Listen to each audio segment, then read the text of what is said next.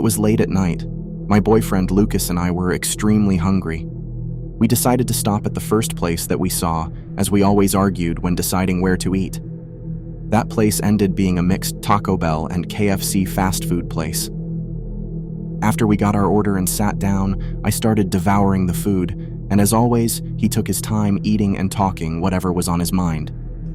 I can't recall how we got to the topic, but as usual, he was telling me one of these stories of his experiences with the paranormal. It was hard to believe him. I had learned that he liked to exaggerate the details to sound cooler.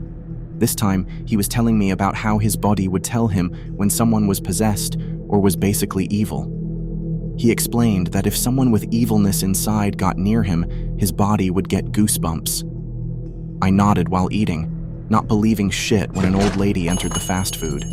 She was skinny, had curly blonde dyed hair, and thin brown eyebrows that made her face look very serious.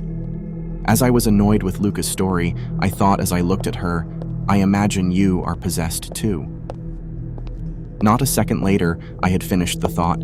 She looked straight at me and raised an eyebrow as if saying, "Maybe, want to find out?"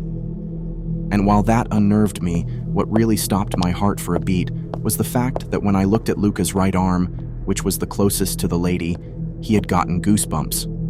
When she walked past him to the bathroom, which was to my right and to his left arm started to get goosebumps.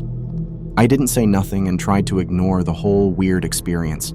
It had to be a coincidence, and I was tired and sleepy because of the food. I convinced myself that everything was my imagination and a coincidence. But a few minutes passed, and the lady got out of the bathroom and out of the establishment. While she was passing our table, the goosebumps happened again, just in the opposite order, first his left arm and then his right. Now, at this point, I hadn't said a thing to Lucas about the whole weird experience when he suddenly stopped talking and eating and then said, "That woman needs an exorcist." That chilled me completely.